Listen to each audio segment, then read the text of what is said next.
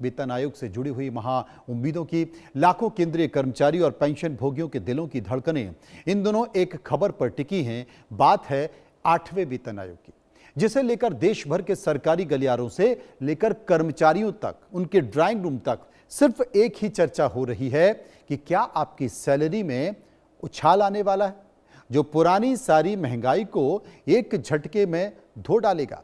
क्या आपका bank balance अब रफ्तार पकड़ने वाला है। जब भी नया वेतन आयोग आता है तो वो सिर्फ जेब में पैसे ही नहीं लाता है, बल्कि जीवन शैली, भविष्य के निवेश और परिवार की बड़ी उम्मीदों को एक नया पंख देता है। लेकिन इस बार का माहौल थोड़ा सा अलग है। महंगाई दर, पुराने आंकड़ों का जो जोड़ घटाव चल रहा है, उसने उत्सुकता को चरम पर पहुंचा दिया है। सवाल यह है कि क्या सैलरी का साधारण इंक्रीमेंट होगा या फिर इसे सुपर हाइक कहा जाएगा।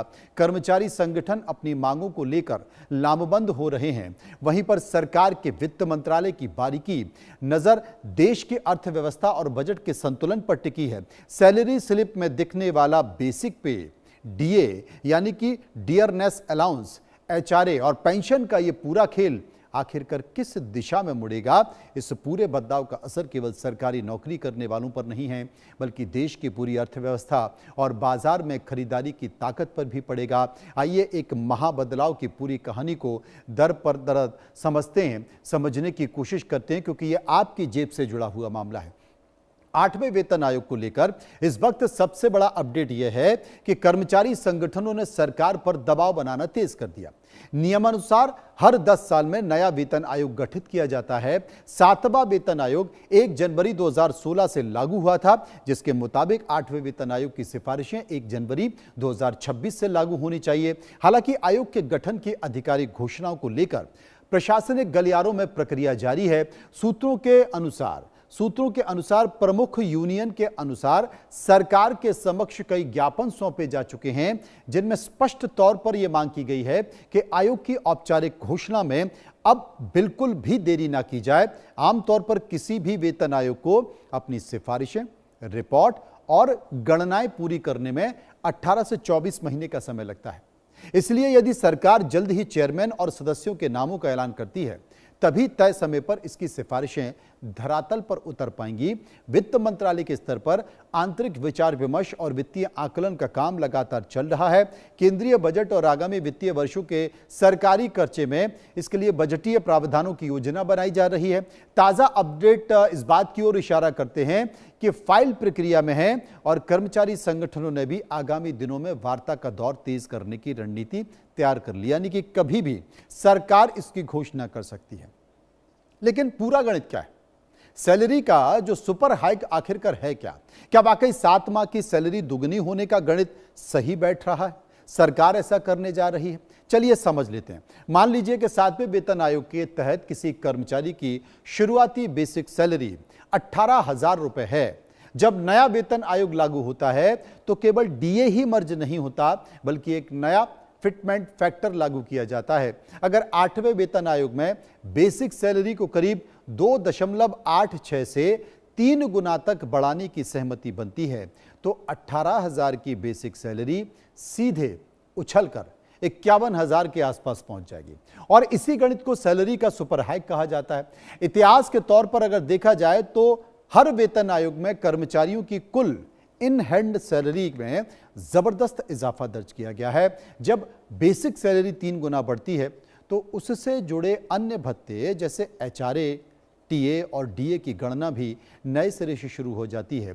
हालांकि शुरुआत में डीए 0 हो जाता है, लेकिन बढ़ी हुई बेसिक पे के कारण कुल टेक होम सैलरी में भारी अंतर आ जाता है। यदि पिछले 7 सालों के वार्षिक इंक्रीमेंट और डीए बढ़ोतरी को जोड़ा जाए तो कर्मचारियों की कुल कमाई वास्तव में लगभग दुगनी हो जाती है। और इसलिए सभी केंद्रीय कर्मचारियों को बेसब्री से इस बात का इंतजार है। सरकारी कर्मचारियों के मन में यह सबसे बड़ा डर रहता है कि यदि सरकार आयोग के गठन या उसकी सिफारिशें लागू करने में देरी करती है तो क्या उनका एरियर का पैसा डूब जाएगा, काट लिया जाएगा? इसका सीधा और स्पष्ट जवाब है बिल्कुल नहीं। केंद्रीय सेवाओं में एरियर का कानून और परंपरा पूरी तरह से पारदर्शी है। यदि 8वां वेतन आयोग 1 जनवरी 2026 की तय सीमा के बाद उदाहरण के लिए 2027 या फिर 2028 में लागू होता है तो भी सिफारिशों को 1 जनवरी 2026 से ही प्रभावी माना जाएगा। इसे सरल उदाहरण से समझिए, यदि कोई संशोधन 24 महीने में देरी से लागू होता है तो फिर कर्मचारियों को उन पूरे 24 महीने के अंतर का एक मुश्त अरियर के रूप में बैंक खाते में डाल दिया जाता है। 7वें वेतन आयोग के दौरान भी ऐसा ही देखा गया है। जब सिफारिशें लागू होने के समय ऐसा होता है, लेकिन कर्मचारियों को बकाया राशि का पूरा भुगतान एक साथ किया गया था।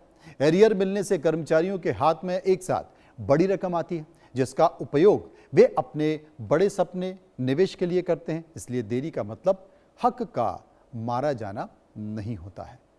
वेतन आयोग के पूरे गणित को सबसे जादुई चाबी फिटमेंट फैक्टर होती है। लेकिन आम भाषा में यह फिटमेंट फैक्टर आखिरकार होता क्या है? सरल शब्दों में मैं समझाने की कोशिश करता हूं। कॉमन मल्टीप्लायर यानी कि गुणांक है, जिससे आपकी पुरानी बेसिक सैलरी को गुणा करके नई बेसिक सैलरी तय की जाती है। 7वें वेतन आयोग के समय यह फिटमेंट फैक्टर 2.57 तय किया था। इसका मतलब यह था कि जिस कर्मचारी की 6वें वेतन आयोग में न्यूनतम बेसिक सैलरी 7,000 रुपये थी, उसे 2.57 से गुणा करके 18,000 के लगभग की नई न्यूनतम बेसिक सैलरी दी गई। और 8वें वेतन आयोग में जो कर्मचारी हैं, संगठनों की जो मांग है, वो इस फिटमेंट फैक्टर को बढ़ाने की मांग कर रहे हैं, यानी कि 3.68 करने की मांग कर रहे हैं, जबकि विशेषज्ञों का मानना है कि ये 2.86 से 3 के आसपास तय हो सकती है। सरकार ये कर सकती है। यदि मान लें कि नया फिटमेंट फैक्टर 3 तय हो जाता है तो आपकी मौजूदा बेसिक सैलरी अगर 20,000 है तो उसे सीधे आप 3 गुना से गुणा कर दीजिए तो आपकी नई बेसिक सैलरी कितनी हो जाएगी? 60,000 रुपये हो जाएगी। और इस गणना में all India consumer price index यानी कि AICPI के आंकड़ों के आधार पर बनाया जाता है, जो देश में रोजमर्रा की महंगाई के स्तर को नापते हैं, चेक करते हैं। और इसी फिटमेंट फैक्टर के दम पर यह भी तय होता है कि छोटे कर्मचारियों से लेकर बड़े अधिकारी तक किसकी सैलरी का ग्राफ कितना ऊपर चढ़ेगा, किसे कितना फायदा होगा, किसे नुकसान होगा, ये तमाम तरह की चीजें देखी जाती है। इसलिए सरकार बहुत गंभीरता से विचार कर रही है। अगर 24 महीने का समय पार भी हो जाता है तो भी घबराइए नहीं। आपको कितना भी लेट हो, 27 में लेट लागू हो या 28 में लागू हो, आपको पूरे अरियर के साथ